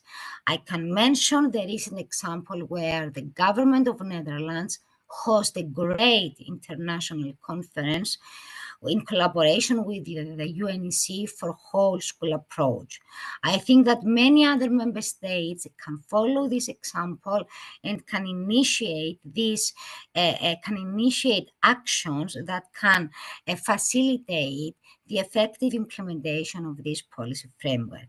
Finally, what I want to address that we can count and we invest on this new UNEC policy framework in the UNEC region. And for this reason, final slide, we in the framework of the 9th ministerial meeting that will be organized in Cyprus 5th to 7th of October, we will use it as a platform for communication amongst various international and regional initiatives, bring together international and regional initiatives on ESD. It's a way from countries to commit that they will work on this direction. It's time to agree this policy framework and, of course, to launch joint initiatives. For these reasons, in this conference, which I'm sure that many of you are aware, and I'm sure that many of you will contribute, the innovative element is not just the ministerial plenaries. What is important is the side events and the bilateral agreements that bilateral meetings that we plan to organize. In the official website of the conference, where announced yesterday, you will see and the templates and the deadlines for submitting your side events. I'm not so sure if it's possible to show the logo animation, but if you see on your left of the screen, in the photo of the website, you will see a blossom flower. This is the motto which is saying transforming planet. This is the motto and the logo of this conference. If you see, this flower has various meanings. It's the meeting of people, I mean, three faces, and Cyprus as a crossroad amongst three continents welcomes people from not only the UNEC region, but from all over the world, for hope, for collaboration, for networking, for working together, for sharing experiences, for peer learning regarding ESD. We don't have time and we cannot wait to see or to elaborate new frameworks. I want to thank you. I want to tell you that we are expecting you in Cyprus, to welcome you in Cyprus and working together for transform the policies that needed to transform our planet, which is also the motto of this ministerial meeting, which is the first time where ESD is considered a critical key strand. Thank you, Wendy. Thank you very much, Arabella. Message is very clear. We have a framework we must implement in collaboration with UN agencies, the member states, and other partners. But more than anything, we must invest in it. You can't just have a beautiful strategy, but you are not investing in it in terms of resources. And last but not least, the Transform the Planet, the conference is awaiting all of us.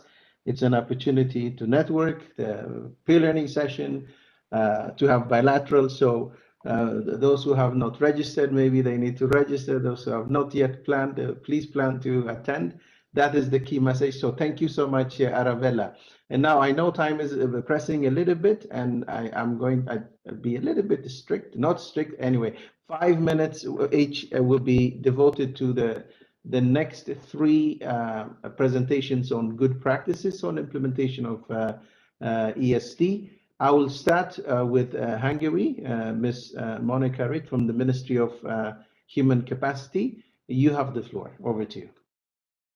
Thank you so much. I also prepared a presentation, which I would be grateful if you could see. There it is. Thank you so much. It might help me have the 5 minutes and not many more. So actually, there are 7 things I'd like to tell you today in 5 minutes for already. And the first floor is on the next, 4 is on the next slide. If we can have those, please. So in Hungary, in formal education, we have done quite a lot in the past years. First of all, we integrated ESD topics in curricula and also in outcome regulators such as school living exams. We also integrated ESD educator competencies in pre and in-service teacher training and assessment. We have a whole institutional ESD network in schools and in kindergartens. Actually, the school framework is 22 years old this year, and the kindergarten framework is also 16. And we also have a sustainability thematic week, which is a nationwide but voluntary movement in schools, which already reached half of the students in the country. These are really nice things to do, and you can ask why do schools want to participate, and I show you one reason why they might want to participate in the next slide. If we look at school scenarios, and here I refer to an OECD research, which is a repetition of another research more than 15 years ago, actually, there's only one scenario in which school exists, and in this one, it writes, school remain but. So if schools want to remain at all in the system, they have to reposition themselves, and ESD offers a great opportunity to do so. For example, being collaborators with their local communities, being motors of transformation, being innovators of local evidence-based decisions and actions, and incubators of youth involvement. Next slide, please. Besides those, we did some research on eco-schools. They are whole institutional excellence models in our country, which embrace already 1/3 of the schools. And in the Debrecen region, what we experienced was that besides all benefits in the field of environmental attitudes, conscious behaviors, and so forth, dropout from these schools, and especially in terms of COVID crisis, dropout from these schools is significantly less than from any other similar institutions in the region. We'd like to extend this research to all schools in Hungary to see if and also how this added benefit could come, but also it's a kind of a message to all those people who say that it's a kind of luxury to invest in ESD and whole school institutions. It might not be a luxury, but actually a tool to reach multiple goals. And next slide, please. We know quite a lot of things about education, and that's why we'd like to connect with those who practice other fields of sustainability as well. Now, the Carpathian Convention in 7 countries is already a mechanism and a network to work for sustainability strategies, to implement those sustainability-related strategies and SDG sub-goals. And Hungary was an initiator of a regional ESD network, also to see whether the Carpathian Convention could also act as a mechanism to implement ESD strategies such as the UNECE strategy and act as a knowledge-based network. So to wrap up, and next slide please, as we see from here, from Hungary, these actions might offer ESD as an opportunity for schools to rethink and reposition themselves within their local communities. It might bring about some extras that we'd like to see. And we are also very open and keen to take part in regional cooperation. And here I thank you for your attention. Thank you very much, Monica. And indeed, ESD is not a luxury.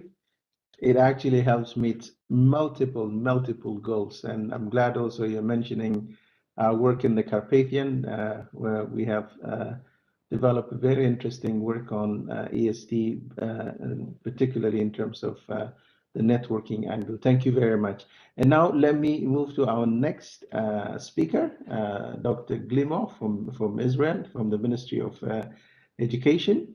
Over to you, please. You're muted. Thank you so much for the invitation. May I share my screen, please?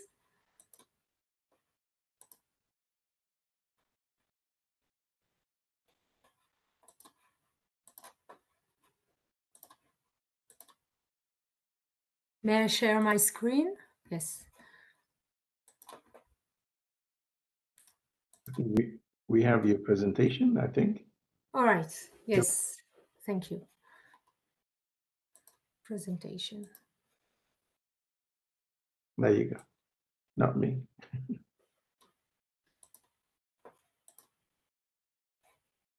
I'm sorry. Okay, I will. I'm trying to share my presentation. Do you see it now? Not yet. Never mind. Never mind. 5 minutes are already have already started. So thank you very much for the invitation. Well, there is a vast agreement that climate change education should take the lead in ESD, at least in the next 5 to 10 years. I'm being optimistic here. Students need to develop their understanding, competencies, awareness, responsibility, and emotional resilience in order to cope with a new reality and even flourish.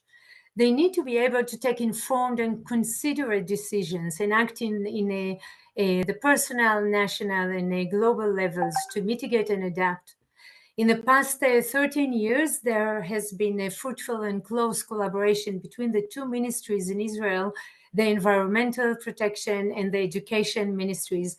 And the tens of thousands of our teachers and principals have learned in professional development courses of sustainable education. Hundreds of our schools participated in green schools and kindergartens programs and a program, and ESD was integrated in particular in science and technology and in geography core curricula. In the past 3 years of ESD, the professional development courses turned their focus to climate change, and this trend will increase in the next year. Our two ministries work closely with the environmental organizations and with the activist movements of students, teachers, and parents in planning our next steps and in the integration of these programs. This work with the civil sector is extremely important due to their expertise and also to their ability and willingness to build ecosystems and networks in the municipality arena. So the Ministry of Education will soon announce on a major reform in the Israeli education system, and part of it will be referring to climate change education. Therefore, I cannot talk about this in detail right now. We believe, just the main issue that I would really like to say, that we believe that students' initiative should take a major part in of this program, and therefore we work closely with both the students' councils and the Instruct for the Future Israel, the initiative of the youth in Israel. Thank you. Thank you very much. That is very, very informative.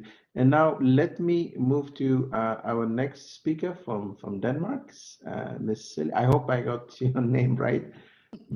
From the Danish Institute for Human Rights, reflection on ESD for advancing human rights. Remember, in the beginning, I said SDG 4.7 is not only education for sustainable development, but also has important components when it comes to human rights. So over to you, please.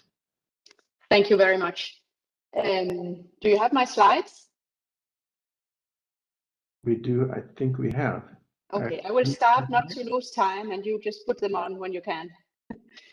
So in the Danish Institute for Human Rights, we believe that human rights education is absolutely essential to realize the ambitious visions for transformation of our societies that the agenda calls for. Human rights are broadly embedded in the agenda, wherefore the agenda represents a vision of sustainable development that reflects human rights norms and standards. And if we zoom in on target 4.7, as we're doing today, it's a long and complex text, but the target, among other things, says that it commits to building knowledge and skills on human rights, gender equality, and a culture of peace and non-violence. So for us as human rights actors, it is quite clear that this vision resonates strongly with what governments are already obliged to do and committed to do under international human rights treaties, namely to incorporate education about human rights, through human rights, and for human rights in the national school systems. That is, build knowledge on human rights and also ensure rights respecting learning environments in schools. With the COVID crisis, we have only seen an increased need for human rights education because the crisis has had profound effects on human well-being, as we all know, both in the direct implications of social distancing, isolation, but also as a consequence of the pandemic's implications for economy and society in a broader sense, which has caused tensions and distress. So in our post-pandemic recovery landscape, sound responses to the social crisis are needed, as the Office of the UN High Commissioner has also pointed out, and as UNESCO pointed out in the very opening of our roundtable today. So we strongly believe that human rights education is a key accelerator for achieving peaceful and just societies and realizing human rights of all and responding sustainably to the COVID crisis. Okay, now I would have liked to show a tool that we have developed, but it seems that my slides have disappeared. Yeah, for some reasons we're struggling to show your slide. I'm sorry. You know what? I will share a link afterwards, and then I encourage participants to browse because we have developed a tool in cooperation with OHCHR, in cooperation with UNESCO, a tool that enables systematic assessments of how well human rights education is integrated in national school systems at primary and secondary levels. A tool that is available online, it's digital and user-friendly. Now that I cannot show the tool, I will maybe cut down a bit. So the tool measures progress against 5 domains. So it looks at policy, and it looks at curricula, it looks at teacher education, student assessments, and the learning environment. And under each of these domains, we have mapped the corresponding legal obligations as per international human rights instruments. And based on that, we have identified a series of indicators that can measure national progress against these standards.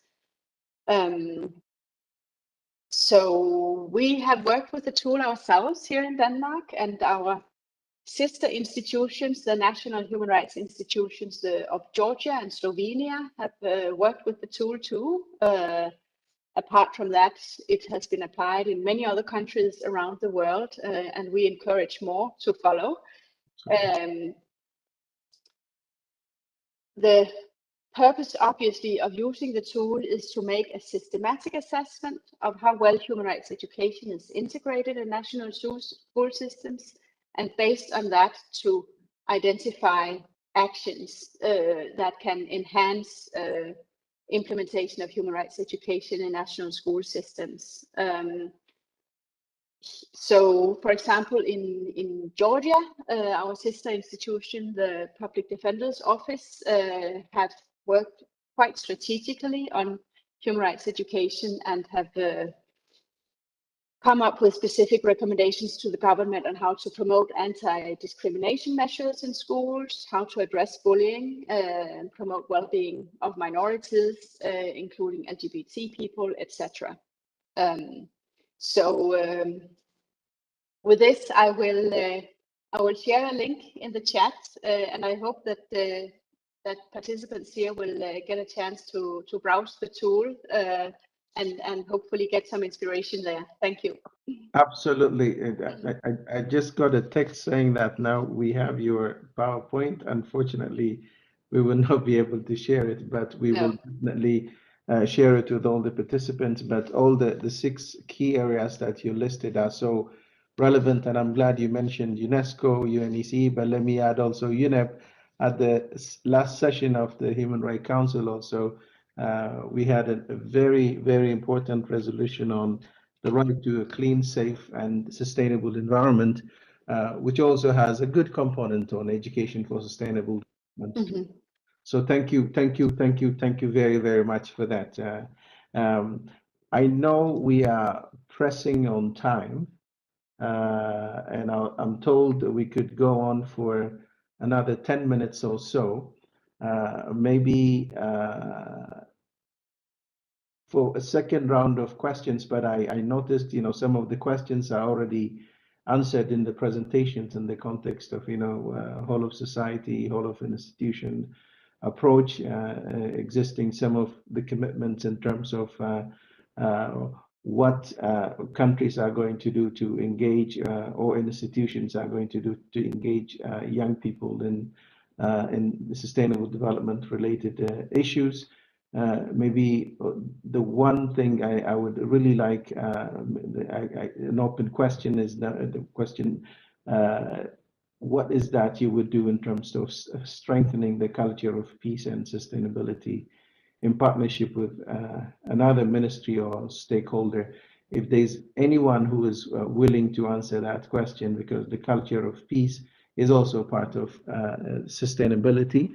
And I would open the floor if there's among us the panelists who would like to take the floor.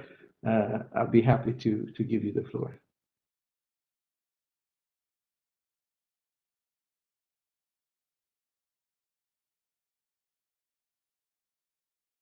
Don't be shy. Maybe I can go ahead. Please. Give a short impulse. It's not more than an impulse. Of course, we consider ESD and human rights education and peace education as being one, as being a union. And we, in May, we have a conference which bring these 2 fields together, like human rights education, political education, and ESD. It's a youth conference, but it's also a conference bringing together these different discourses and trying to really see the synergies and to create synergies and create more dialogue between these 2 scenes. So that's an important impulse to really show it's one thing. It all belongs together. So I can just give this as an impulse, but in fact, we really consider it as part of each other and promote that too. Excellent. Yeah. Excellent. With that, let me now pass the floor to Zal. I know he's online. If he could wrap up the session for us. Over to you, Zal. Thank you, Wendy. Is the sound good? It's very good. Okay.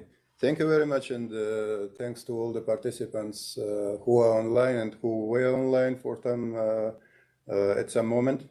The task of my wrap-up is quite big because, of course, I cannot put together in 5 minutes what was said. The presentations you heard yourself, they are very diverse, very informative, and very to the point. But let me try still. And for that reason, I would just start from my own personal, and maybe not from only my personal side. I would start with greeting our participants who are online from Ukraine, because this is the country which today probably demonstrates so many aspects of what we're talking about.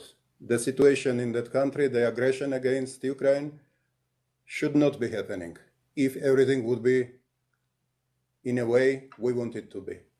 And if everything would be like our today's participants have described, how the education should be helping our planet and our humanity to survive and to progress. but that is not happening yet. So our task probably is to see where we are, where we want to go, and what is the path. And today's presentations give us some clue of that.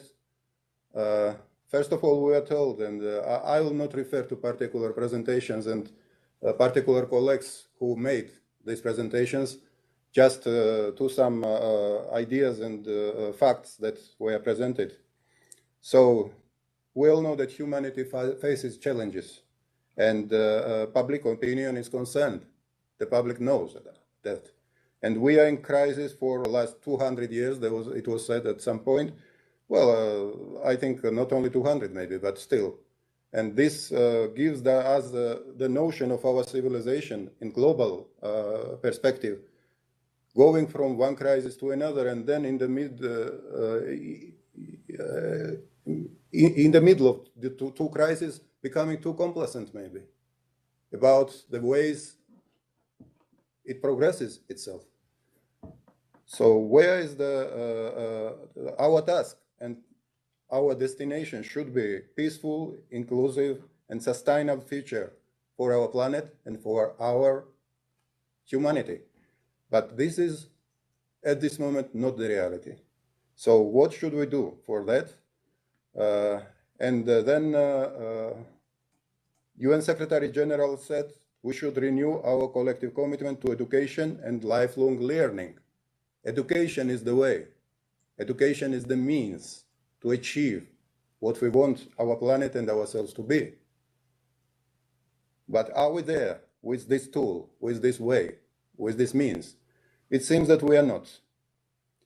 We are not, because education, which should be transformative, should first be transformed itself, it seems.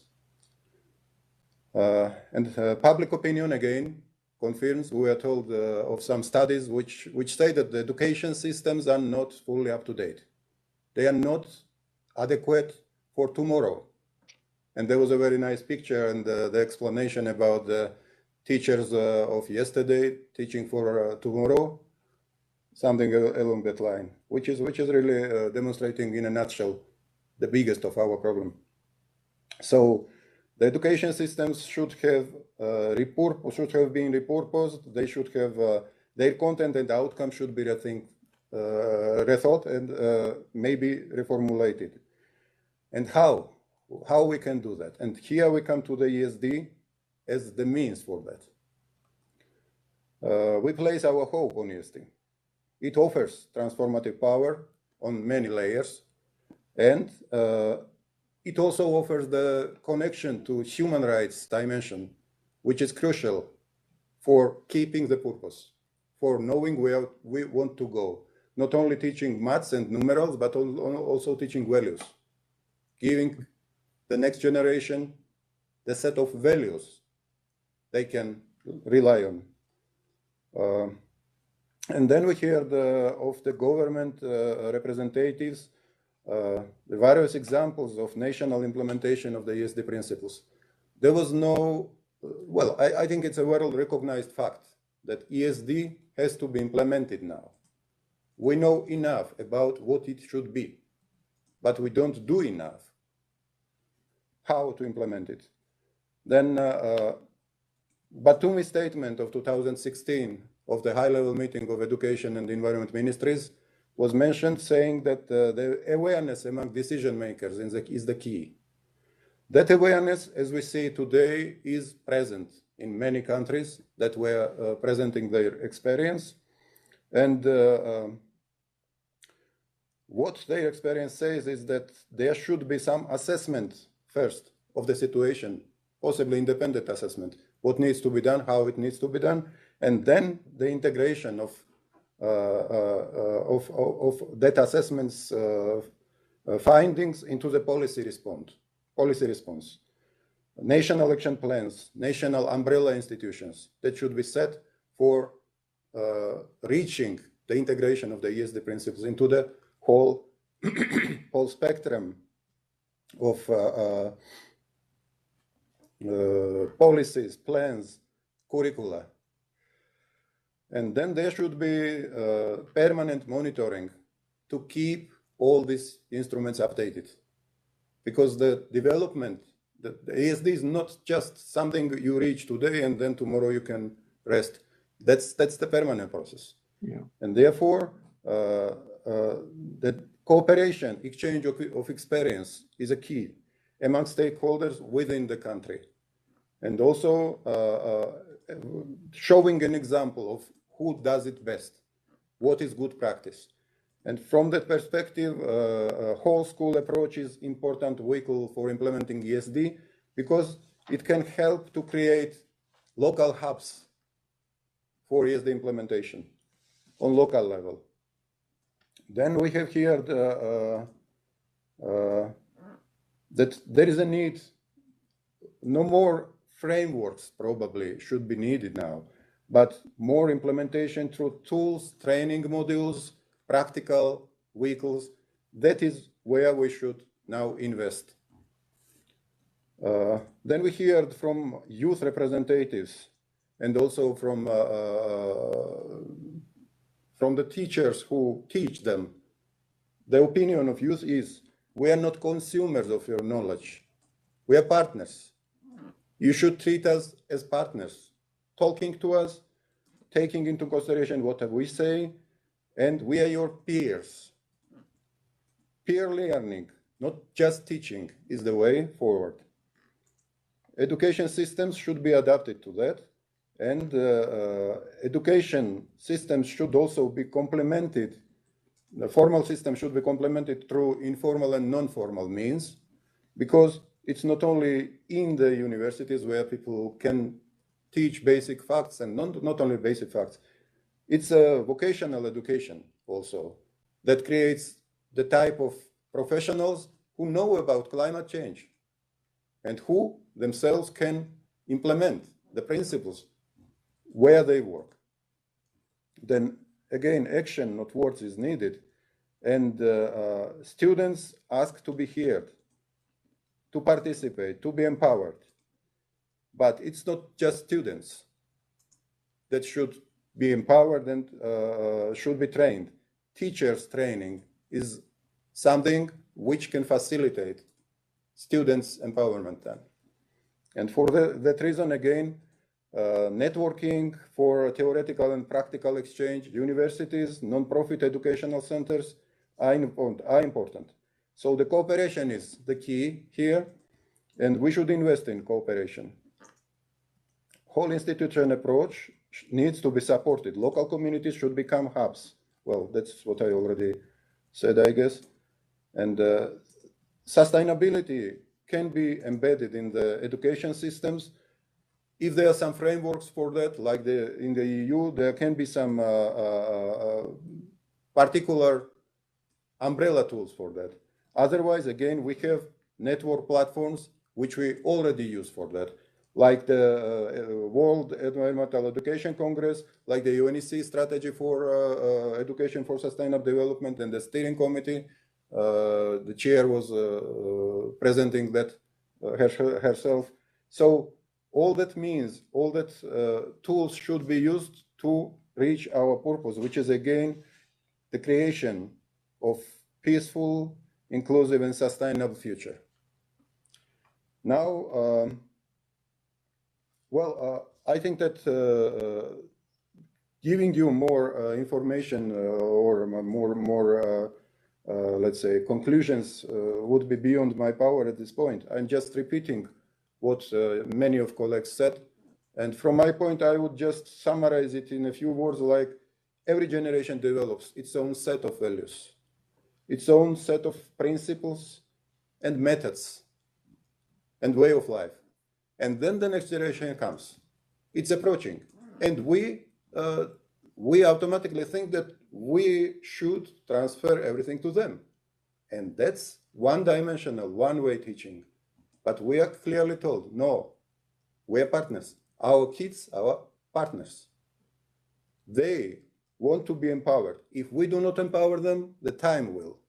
But the time will empower them on the terms which might not be the best suitable. We should give them all we can. And this is not only the knowledge. This is two-way cooperation with our next generation. And for that, ESD is there. ESD is not the fixed snapshot of something. ESD is a means to develop through time. So for that reason, we place our hope on ESD. We should invest in that. We should invest in cooperation and use our platforms for that. And there is an urgency. This word is key. There is an urgency, and let me go back to the beginning of my wrap-up conclusions, if we can say so. We are in a perpetual crisis. And each time we say something, we say it's urgent. But today, just looking around, we see that there is simply no more time for complacency, no more time for saying, okay, maybe something can be done tomorrow, not today. Today is the time. So for that reason, please use all the networking to which our today's peer learning roundtable is a part to. And I just repeat the invitation from Cyprus to come to Nicosia in October and to have the meaningful meeting with meaningful outcomes on education and sustainable development issues and on environment. Well, that was my wrap-up. And I would like to conclude with a big thanks to Wondi, who was very instrumental in even creating the idea, and this roundtable owes to him, actually. And for the Geneva Environment Network colleagues and for our colleagues in the UNEC who helped us to create this very good, very informative roundtable. Thank you again, and Wondi, back to you. I hope my conclusions, again, it's a big word, but still something like conclusions were meaningful. Thank you very much, Zal. That was very useful, very concrete. And again, on behalf of all the co-organizers, we would like to thank all the participants who made it in the last 2 hours and 15 minutes. I think ESD deserves more than this.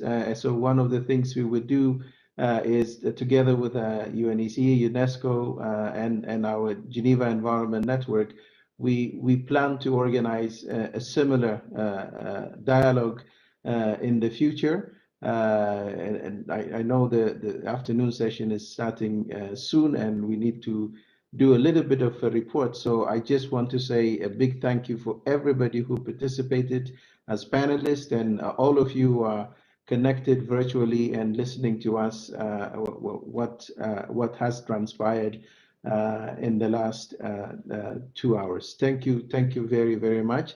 And we'll be sharing the reports, of course, very, very soon. Thank you.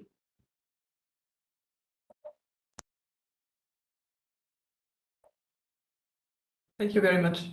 Bye-bye. Thank you. Bye-bye.